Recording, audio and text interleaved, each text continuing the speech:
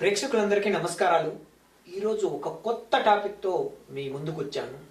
Doctor ఎంకిరెడ్డిస్ health 360కి స్వాగతం. సూర్యోదయాన్ని చూసే కళ్ళు, సమయం సందర్భంలో ఆహారం, కాయా కష్టంతో శరీరం, అలసి సొలసిపోతే విశ్రాంతి నిద్ర, అది పగల రాత్రి అన్నది మనకు ప్రకృతి ప్రసాదించిన వరం, దేవుడిచ్చిన వరం. అది సర్కేడియన్ రితం.